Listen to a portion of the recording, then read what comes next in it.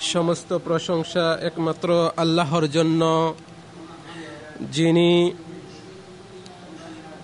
বিশ্বকে সৃষ্টি করেছেন তার বিশেষ ক্ষমতা বলে এবং দয়ায়। আমি আল্লাহ রাব্বুল আলামিনের শুকরিয়া আদায় করছি এবং তার প্রশংসা জ্ঞাপন করছি তার অসংখ্য অগণিত নিয়ামতের জন্য। আমি সাক্ষ্য দিচ্ছি যে আল্লাহ ছাড়া সত্য কোনো মাবুদ নেই, তিনি এক, তার কোনো শরীক নেই। আমি আরও সাক্ষ্য দিচ্ছি যে মুহাম্মদ আল্লাহর বান্দা এবং তার রাসূল। আল্লাহ তাআলা তার উপর, তার পরিবারবর্গ এবং সকল সাহাবীদের উপর শান্তি ও রহমত বর্ষণ করুন। অতঃপর হে আল্লাহর বান্দাগণ, আমি আমার নিজেকে এবং আপনাদেরকে আল্লাহর তাকওয়া অবলম্বনের ওসিয়ত করছি। আল্লাহ রাব্বুল আলামিন কোরআন মাজিদে বলেন, হে ঈমানদারগণ, তোমরা আল্লাহর তাকওয়া অবলম্বন করো, তোমরা আল্লাহকে যথাযথভাবে ভয় করো এবং মুসলিম না হয়ে অন্য কোনো অবস্থায় মৃত্যুবরণ করো না।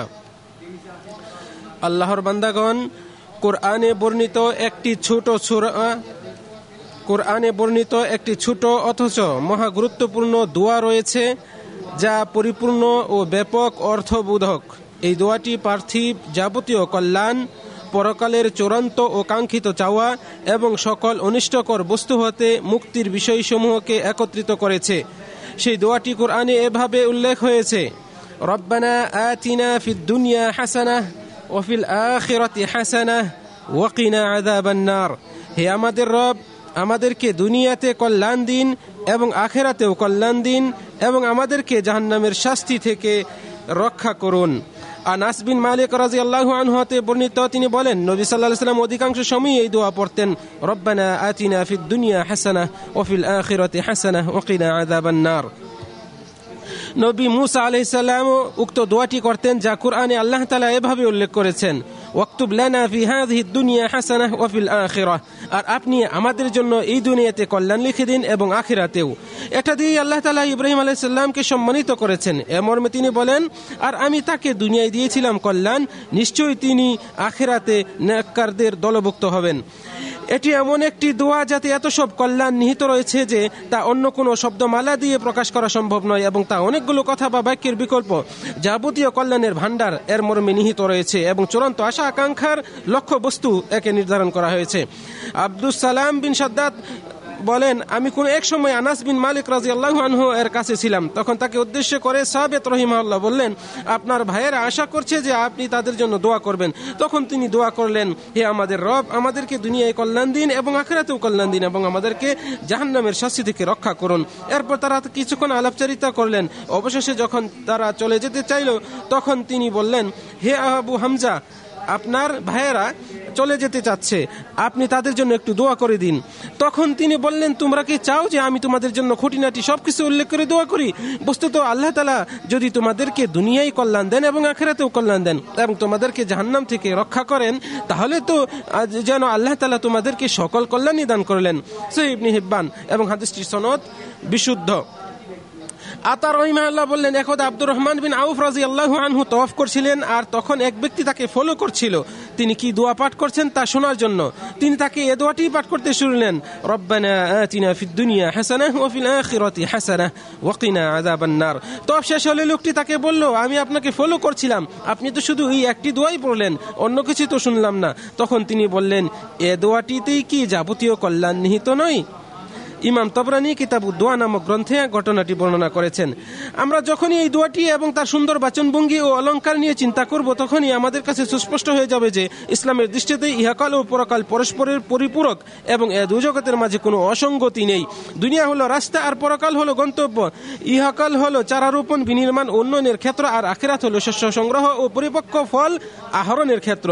দুনিয়া হলো প্রবৃত্তি, লাভ ও সৎ কাজ করার কেন্দ্র, আর আখিরাত সেসবের প্রতিফল ও কল্যাণ লাভের ক্ষেত্র।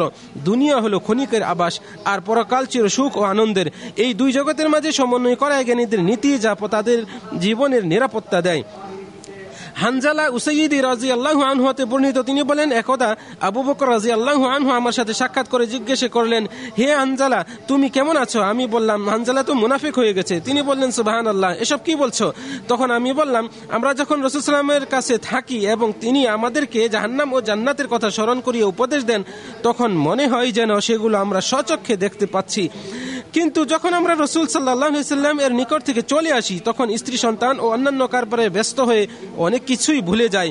আবু বকর রাদিয়াল্লাহু আনহু বললেন, আল্লাহর কসম, আমাদেরও একই অবস্থা। সুতরাং আমিও আবু বকর রওনা দিয়ে রাসূল সাল্লাল্লাহু আলাইহি ওয়াসাল্লামের কাছে উপস্থিত হলাম। তারপর তিনি বিষয়টি রাসূল সাল্লাল্লাহু আলাইহি ওয়াসাল্লামের কাছে উল্লেখ করলেন।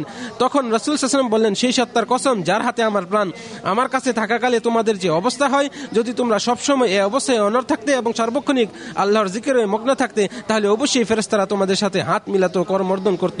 তবে শোনো হানজালা, কিছু সময় ইবাদতের জন্য আর কিছু সময় জাগতিক সাংসারিক কাজের জন্য ব্যয় করবে। কথাটি তিনি 3 বার বললেন। সহিহ মুসলিমের হাদিস। যিনি আল্লাহর পথে চলেন, তিনি ইহকাল ও পরকাল উভয়েরই গুরুত্ব অনুভব করেন এবং যথোপযুক্ত মূল্যায়ন করেন। তিনি রবের কাছে পার্থিব কল্যাণ কামনা করেন, তবে তার অন্তর আখিরাতমুখী থাকে, যা তার অভীষ্ট লক্ষ্য ও গন্তব্য। এটি তার কথা ও কাজের নিয়ন্ত্রক এবং এতে রয়েছে মহাসাফল্য। আল্লাহ তাআলা বলেন, বলুন, হে আমার মুমিন বান্দাগণ, তোমরা তোমাদের রবকে ভয় করো। যারা দুনিয়ায় ভালো কাজ করে তাদের জন্য রয়েছে কল্যাণ। তিনি আরো বলেন, যে কেউ আখিরাতের ফসল কামনা করে, আমরা তার জন্য তার ফসলে প্রবৃদ্ধি দান করি। আর যে কেউ দুনিয়ার ফসল কামনা করে, আমরা তাকে তা থেকে কিছু দেই এবং আখিরাতে তার জন্য কিছুই থাকবে না। আর যে ব্যক্তির অন্তরে আখিরাতের বিষয় ক্ষীণ থাকে এবং নিজের পরিণতি ও শেষ গন্তব্য সম্পর্কে উদাসীন থাকে, সেই মূলত দুনিয়ার অস্থায়ী সৌন্দর্যকে তার চূড়ান্ত চাওয়া পাওয়া মনে করে এবং এটাকেই ধ্যান ও জ্ঞান করে। আল্লাহ তাআলা বলেন, তোমরা কি আখিরাতের পরিবর্তে দুনিয়ার জীবনে পরিতুষ্ট হয়েছ? বস্তুত আখিরাতের তুলনায় পার্থিব জীবনের ভোগ সামগ্রী তো অতি সামান্য। আর রাসূল সাল্লাল্লাহু আলাইহি ওয়াসাল্লাম বলেছেন, যে ব্যক্তির উদ্দেশ্য শুধুমাত্র আখিরাত হবে, আল্লাহ তার অন্তরকে অভাবমুক্ত করে দিবেন এবং তার কাজগুলোকে সুশৃঙ্খল করে দিবেন। তখন তার কাছে দুনিয়াটা নগণ্য হয়ে দেখা দিবে। আর যে ব্যক্তির একমাত্র চিন্তার বিষয় হবে দুনিয়া, আল্লাহ তার অভাব বন্টনকে দুচোখের সামনে লাগিয়ে রাখবেন এবং তার সকল বিষয় বিশৃঙ্খল করে দিবেন। আর তার জন্য নির্ধারিত বস্তু ছাড়া আর কিছুই তার কাছে আসবে না। আল্লাহ তাআলা সেসব ব্যক্তির নিন্দা করেছেন যারা পরকাল থেকে বিমুখ হয়ে শুধুই পার্থিব বিষয়ে তার কাছে কামনা করে। এমর্মে তিনি বলেন, মানুষের মধ্যে যারা বলে, হে আমাদের রব, আমাদেরকে দুনিয়াতেই দিন, আখিরাতে তাদের জন্য কোনো অংশই থাকবে না। ইবনে আব্বাস রাদিয়াল্লাহু আনহু হতে বর্ণিত, তিনি বলেন, আরবের একদল লোক আরাফার ময়দানে এসে বলল, হে আল্লাহ, এ বছরটিকে আপনি প্রচুর বৃষ্টিপাত, ফসল ফলাদি ও সুদর্শন সন্তান জন্মলাভ ও গবাদি পশু প্রজননের বছরে পরিণত করে দিন। তারা দুয়ায় আখিরাতের বিষয়ে কিছুই চায়নি। তাদের ব্যাপারে আল্লাহ তাআলা এই আয়াতটি নাজিল করলেন, মানুষের মধ্যে যারা বলে, হে আমাদের রব, আমাদেরকে দুনিয়াতেই দিন, আখিরাতে তাদের জন্য কোনো অংশই থাকবে না। দুনিয়াবী কল্যাণ হচ্ছে সাফল্য, অগ্রগতি, সুখ সমৃদ্ধি, রিজিক, তৃপ্তি, সন্তুষ্টি, আনন্দ, প্রশস্ত বাড়ি, সতী স্ত্রী ও নেককার স্বামী ইত্যাদি। বিজ্ঞজনেরা বলেছেন, দুনিয়ার কল্যাণ বলতে অন্তরের সতেজতা, উজ্জ্বলতা, আনন্দ ও নিয়ামত লাভকে বোঝায়, যা ঈমান আনয়ন, আল্লাহ সম্পর্কে সঠিক জ্ঞান, তাকে ভালোবাসা, তার প্রতি ফিরে আসা এবং তার উপর ভরসা করার মাধ্যমে অর্জন হয়। কেননা এগুলো ব্যতিরেকে কারো জীবন সুন্দর ও পবিত্র হতে পারে না এবং জান্নাতের নিয়ামত ছাড়া তার চেয়ে আর কোনো বড় নিয়ামত থাকতে পারে না। এটাও দুনিয়াবী কল্যাণ যে আপনার উপর আল্লাহর নিয়ামত ও অনুগ্রহকে আপনি দেখতে পান এবং তা স্বীকার করেন, আল্লাহর শুকরিয়া আদায়ও করেন। বলা হয়েছে, যাকে কৃতজ্ঞ আত্মা, আল্লাহর জিকিরকারী জিহ্বা ও ধৈর্য ধারণকারী দেহ দান করা হয়েছে, বস্তুত তাকে যেন দুনিয়া ও আখিরাতের কল্যাণ দান করা হয়েছে এবং তাকে জাহান্নামের শাস্তি থেকে রেহাই দেওয়া হয়েছে। যে ব্যক্তি এটা লক্ষ্য করে যে আল্লাহ তাআলা তাকে অনেকের তুলনায় বহু নিয়ামত দিয়েছেন এবং অনুগ্রহ করেছেন, সেই মূলত দুনিয়ার কল্যাণকে চিনতে পারে এবং তার যথার্থ মূল্যায়ন করে ও তার ফল ভোগ করে। তাই তো রাসূল সাল্লাল্লাহু আলাইহি সাল্লাম বলেছেন, তোমরা পার্থিব ব্যাপারে তোমাদের চেয়ে কম সমৃদ্ধশালী লোকদের প্রতি দৃষ্টি দাও, যারা তোমাদের চেয়ে অধিক সমৃদ্ধশালী তাদের দিকে দৃষ্টিপাত করো না, তাহলে তোমাদেরকে দেয়া আল্লাহর নিয়ামত তোমাদের কাছে তুচ্ছ মনে হবে না। বুখারী মুসলিমে রয়েছে হাদিসটি। দুনিয়াবী একটি কল্যাণ যা সকলের অন্যতম প্রধান লক্ষ্য, নিজ বংশধরে বরকত লাভ করা, তাদের হেদায়েত পাওয়া ও সততার উপর অবিচল থাকা। দুনিয়াবী আরেকটি কল্যাণ যার ব্যাপারে কোনো সচেতন ব্যক্তি উদাসীন নন এবং সকলেই গুরুত্বারোপ করেন, তা হলো নিরাপত্তা ও সুস্থতার নিয়ামত এবং দিনের আহার ব্যবস্থা। সচ্চরিত্র হচ্ছে পার্থিব কল্যাণের সৌন্দর্য এবং জান্নাতে উঁচু মর্যাদা লাভের সোপান। দুনিয়াবী আরেকটি কল্যাণ হলো দুর্যোগ ও মহামারীর সময়ে ঔষধ ও টিকার পর্যাপ্ত সরবরাহ এবং যোগান দিয়ে আল্লাহ তাআলা তার বান্দাদেরকে হেফাজত করেন। এই মহামারী যা পৃথিবী ব্যাপী বিস্তৃত, যা মানুষের দৈহিক, জাগতিক এবং ধর্ম পালন বিষয়ে ক্ষতি সাধন করেছে, তা থেকে সুরক্ষার জন্য ব্যাপক প্রচেষ্টা ও গবেষণা চালানো হচ্ছে। সংশ্লিষ্ট দায়িত্বশীল কর্তৃপক্ষ কর্তৃক অনুমোদিত টিকাসমূহের কার্যক্ষমতা প্রমাণিত হয়েছে। সেগুলো আল্লাহর ইচ্ছায় উপকারী, আল্লাহর নিরাপত্তায় তা সুরক্ষাদানকারী। টিকা গ্রহণ এবং বিভিন্ন উপকরণ অবলম্বন করা মূলত মহামারী প্রতিরোধ ও তার প্রভাব কমানোর উপায় মাত্র, যা আপনার পরিবার, সমাজ ও জাতির জন্য নিরাপদ।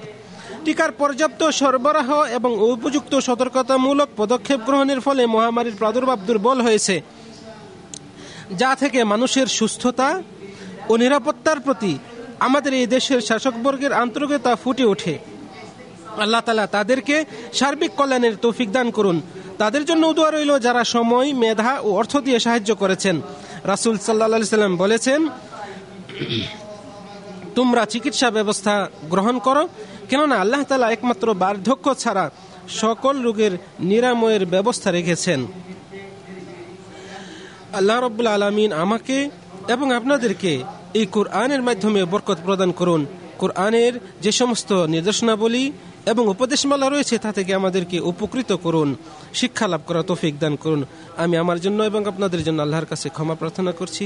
তিনি ক্ষমাশীল, পরম দয়ালু। সমস্ত প্রশংসা একমাত্র আল্লাহর জন্য। আমি সাক্ষ্য দিচ্ছি যে আল্লাহ ছাড়া সত্য কোনো মাবুদ নেই। আমি আরো সাক্ষ্য দিচ্ছি যে আমাদের নবী ও নেতা মুহাম্মদ আল্লাহর বান্দা এবং তার রাসূল। আল্লাহ তাআলা তার উপর, তার পরিবারবর্গ, সকল সাহাবীদের উপর এবং যারা তার পথে তার নির্দেশনা মেনে চলে, সুন্নতের উপর বিচল থাকে, তাদের উপর শান্তি ও রহমত বর্ষণ করুন। আল্লাহ তাআলা কুরআনের এই দুয়াতে বলেছেন, ওয়াফিল আখিরাতি হাসানাহ, আমাদেরকে আখিরাতের কল্যাণ দিন। আখিরাতের কল্যাণ যা পাওয়ার জন্য আগ্রহী ও প্রতিযোগিতা করেন এবং সেই জন্য জান, মাল ও সময় ব্যয় করেন, তা হলো জান্নাত। আল্লাহ তাআলা বলেন, অতঃপর যাকে জাহান্নাম থেকে দূরে রাখা হবে এবং জান্নাতে প্রবেশ করানো হবে, সেই তো সফল কাম। দুয়ার শেষে বলা হয়েছে, ওয়াকিনা আযাবান নার, এবং আমাদেরকে জাহান্নামের শাস্তি থেকে রক্ষা করুন। একজন বিচক্ষণ মুসলিম ব্যক্তি ভয় ও আশার সমন্বয় করে দুনিয়া থেকে আখিরাতমুখী তার যাত্রাকে নিরাপদ করে তোলার চেষ্টা করে। আল্লাহ বলেন, তারা সৎ কাজে প্রতিযোগিতা করত এবং আমাকে ডাকত আশা ও ভীতি সহকারে, আর তারা ছিল আমার প্রতি বিনয়ী। অতঃপর হে আল্লাহর বান্দাগণ, আপনারা আমাদের নবী ও নেতা মুহাম্মদ সাল্লাল্লাহু আলাইহি ওয়াসাল্লাম এর উপর দরুদ ও সালাম বর্ষণ করুন। হে আল্লাহ, আপনি আমাদের নবী ও নেতা মুহাম্মদ এর উপর শান্তি বর্ষণ করুন, তার উপর আপনার রহমত বর্ষণ করুন। হে আল্লাহ, আপনি চার খলিফা আবু বকর, ওমর, উসমান, আলী রাদিয়াল্লাহু আনহুম জামিআন, তাদের উপর সন্তুষ্ট হন, তাদের উপর সন্তুষ্টি প্রকাশ করুন। হে আল্লাহ, আপনি ইসলাম এবং মুসলমানদেরকে শক্তিশালী করুন, সম্মানিত করুন। হে আল্লাহ, আপনি ইসলাম এবং মুসলমানদেরকে শক্তিশালী করুন, সম্মানিত করুন। হে আল্লাহ, যারা কুফরি করে তাদের কুফরি এবং শিরককে আপনি পর্যদস্ত করুন। যারা ইসলামের বিরুদ্ধে, আপনার দ্বীনের বিরুদ্ধে চক্রান্ত করে আপনি তাদেরকে ধ্বংস করুন। হে আল্লাহ, আমরা আপনার কাছে জাহান্নামের আযাব থেকে এবং যে কাজের কারণে জাহান্নামে যেতে হয় সেই কাজ থেকে আপনার কাছে আশ্রয় চাই, রক্ষা করুন। হে আল্লাহ, আপনি আমাদেরকে যাবতীয় অন্যায় ও অশ্লীল কাজ থেকে, হে আল্লাহ, আমরা আপনার কাছে যাবতীয় কল্যাণমূলক কাজ এবং আপনার সন্তুষ্টি পাওয়ার জন্য যাবতীয় ভালো কাজ, সৎকর্ম আপনার কাছ থেকে আমরা প্রত্যাশা করি। আপনি আমাদেরকে তৌফিক দান করুন। হে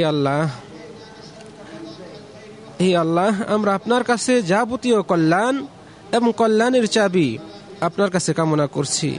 হে আল্লাহ, আপনি আমাদেরকে সাহায্য করুন। আপনি আমাদের বিরুদ্ধে কাউকে সাহায্য করবেন না। হে আল্লাহ, আপনি আমাদেরকে সাহায্য করুন, আমাদেরকে হেদায়েত দান করুন। হে আল্লাহ, আপনি আমাদেরকে পথভ্রষ্ট করবেন না। হে আল্লাহ, আপনি আমাদেরকে আপনার পথে অবিচল রাখুন। আপনার দিকে ফিরে আসা মন মানসিকতা আমাদেরকে দিন। হে আল্লাহ, আপনি আমাদেরকে ক্ষমা করুন। আপনি তো ক্ষমা করা পছন্দ করেন, আপনি ক্ষমাশীল, পরম দয়ালু। হে আল্লাহ, আপনি আমাদের আগে পরের পূর্বাপর যাবতীয় গুনাহ অপরাধ, যা আমরা জানি, যা আমরা জানি না, যা আমরা জেনে বুঝে অথবা না জেনে না বুঝে করেছি, সবগুলো থেকে, সব অপরাধ থেকে আপনার কাছে ক্ষমা প্রার্থনা করছি। আপনি আমাদেরকে ক্ষমা করুন। হে আল্লাহ, আপনি আমাদেরকে অপারগতা, অলসতা এবং ঋণের চাপ থেকে আপনি আমাদেরকে হেফাজত করুন, রক্ষা করুন। হে আল্লাহ, আপনি আমাদের যাবতীয় বিষয়ে প্রতিনিধিত্ব করুন। আপনি আমাদের সকল কিছুর বিষয়ে আপনি আমাদেরকে সঠিক দিক নির্দেশনা দিন। হে আল্লাহ, আপনি আমাদেরকে কোনো বিষয়েই ছেড়ে দিবেন না। হে আল্লাহ, আপনি আমাদের দেশের ইমাম শাসকবর্গকে আপনি আপনার তাকওয়ার কাজে, ভালো কাজে আপনি তাদেরকে তৌফিক দান করুন। হে আল্লাহ, আপনি খাদিমুল হারামাইন শরীফাইনকে এবং তার যে নায়েব রয়েছেন, আপনি তাদেরকে ভালো কাজে তৌফিক দান করুন। যাবতীয় চক্রান্ত থেকে আপনি তাদেরকে হেফাজত করুন। হে আল্লাহ, আপনি করুণাময়, আপনি দয়ালু, আপনি সর্বশক্তিমান। হে আল্লাহ, আপনি আমাদেরকে সর্বদা আপনার দ্বীনের উপর অবিচল রাখুন। আল্লাহুম্মা আমিন।